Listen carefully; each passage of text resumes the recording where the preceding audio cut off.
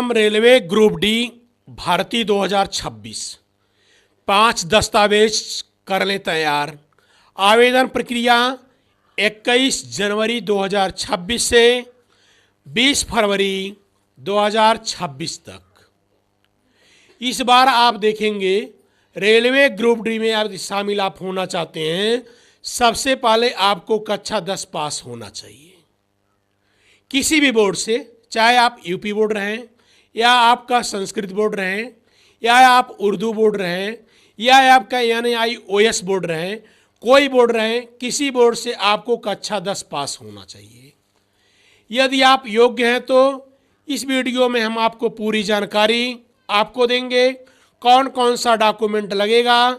यदि आपके पास डॉक्यूमेंट नहीं रहेगा तो एग्ज़ाम पास करने के बाद भी आप छट जाएंगे डॉक्यूमेंट वेरिफिकेशन में। साथियों, आपको हम बताना चाहते हैं कि 5 दस्तावेज आप कर लें तैयारी। दूसरा दिन आपको बताया जैसे कि 21 जनवरी से लेकर के आपका 20 फरवरी तक रहेगा। हर साल भर्तियां आएंगी क्योंकि यह कैलेंडर जारी कर दिया गया है।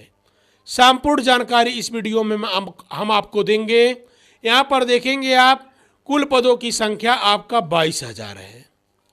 पद का नाम आपका है लेवल 1 पद। पद का नाम है आपका लेवल 1 पद।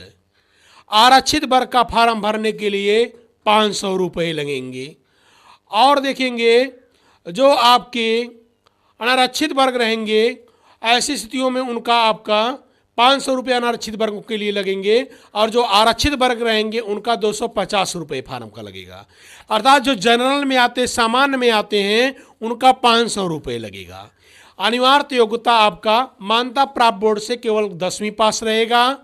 आयु सीमा आप देखेंगे 1 जनवरी को आपका 18 वर्ष होना चाहिए। अर्थात 18 वर्ष से लेकर के आपका 33 वर्ष तक आयु की सीमा होनी चाहिए। जो OBC पिछड़ा वर्ग हैं उनको 3 वर्ष का छूट मिलेगा। अर्थात 33 में 3 वर्ष आप जोड़ लीजिए तो 36 वर्ष हो जाएगा। और जो अनुसूचित जात और जो अनुसूचित जनजाति के हैं उनको 5 वर्ष का छूट मिलेगा। तो 33 में आप 5 वर्षों को जोड़ेंगे तो 38 वर्ष हो जाएगा। और देखेंगे चाहे कोई भी वर्ग हो, उनकी उम्र जो है आपका जनवरी में 18 वर्ष से अधिक होना चाहिए।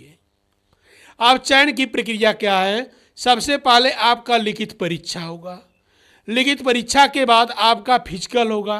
फिजिकल में आपका रनिंग, जंप, यही सब रहता है आपका। और उसके बाद आपका टीवी और मेडिकल टेस्ट होते हैं। जो है दौड़ होगी। लिखित परीक्षा ही मेन है। यदि आपका लिखित परीक्षा निकला तो समझ लीजिए कि आप रेलवे ग्रुप डी में भर्ती हो सकते हैं। तो रेलवे में आप देखेंगे लिखित परीक्षा मेन है। लिखित परीक्षा निकालने के बाद आपको करना क्या है? ज़्यादा से ज़्यादा आपको तैयारी करनी होगी। कौन कौन से दस्तावेज होंगे फार्म भरने के लिए, आपको जो है इस वीडियो में हम जानकारी दे रहे हैं। उसको सबसे पहले उन दस्तावेजों को आपको कंप्लीट करना पड़ेगा। कक्षा 10 की मार्कशीट होनी चाहिए। पहला प्रमाण पत्र आपका, जैसे आपका आधार कार्ड होना चाहिए, वोटर ID होनी चाहिए, PAN card, passport, driving licence, ये सब आपका होना चाहिए। इन सब में से एक ही होना चाहिए। और डेट ऑफ बर्थ वही होना चाहिए जो आपके मार्कशीट में है, वही आपके आधार कार्ड में होना चाहिए। या आपका वोटर ID है तो वही आपका डेट ऑफ बर्थ होना चाहिए। इन सब में आपका Aadhaar card, voter ID, PAN card, passport, driving licence, इन सब में से एक ही कागज़ होना चाहिए। इन सब को लेकर के आपका जो फार्म में ID नंबर भरना है, इसमें से कोई आप एक पेपर लेंगे और वह आपका ID हो जाएगा। और आपका जात प्रमाण पत्र होना चाहिए। SC है, ST है या OBC है। OBC वालों को देखेंगे आप नॉन क्राइम लेयर सर्टिफिकेट होना चाहिए। यह आपका केंद्र सरकार से बनता है। अर्थात आप अपराध की श्रेणी में न आते हों, आपको केंद्र सरकार से बनवाना पड़ेगा। क्योंकि आप देखेंगे जो रेलवे की भर्ती होती है यह केंद्र सरकार की भर्ती होती है। और इस बात को आप ध्यान रखिएगा कि रेलवे की भर्ती केंद्र सरकार की भर्ती है। यदि आप जात की सर्टिफिकेट बनवाते हैं तो आपको केंद्र लेवल का सर्टिफिकेट बनवाना बनवाना है, ऐसा नहीं कि राज्य का बनवाना है। यदि राज्य के आपका जात का सर्टिफिकेट बनवाएंगे तो आप जो छट जाएंगे, लिखित परीक्षा फिजिकल सब कुछ निकालने के बाद में आप जो है आपका जो सर्टिफिकेट वेरिफिकेशन होगा तो उसमें आप छट जाएंगे जो है। तो इस बात को आप ध्यान रखेंगे जो है कि आप केंद्र सरकार का ही जात का सर्टिफिकेट बनवाएंगे। और आपका EWS प्रमाण पत्र होना चाहिए यदि लागू है तो। आर्थिक रूप से आपका कमजोर वर्ग के लिए होता है और ये भी केंद्र सरकार के निर्धारित आपका पेमेंट से ही बनवाना होता है, फॉर्मेट से ही बनवाना होता है। दिव्यांग प्रमाण पत्र, यदि विकलांग है तो आपके लिए जो दिव्यांग प्रमाण पत्र होना चाहिए वो भी आपका मेडिकल बोर्ड से बनवाना पड़ेगा।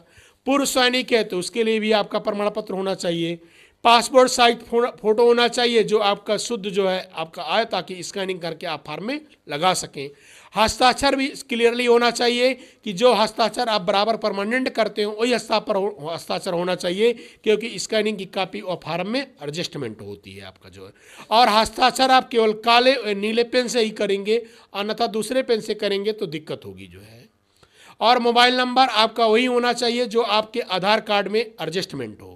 ईमेल आईडी भी वही होना चाहिए जो आपके आधार कार्ड में एडजस्ट हो, क्योंकि आप देखेंगे OTP और आगे की जानकारी इसी आपके मोबाइल नंबर पर आती है। यदि ऐसा नहीं है तो आपको अनेक दिक्कतें होंगी, आपका OTP किसी दूसरे नंबर चला जाएगा और कोई आपको जानकारी नहीं होगी।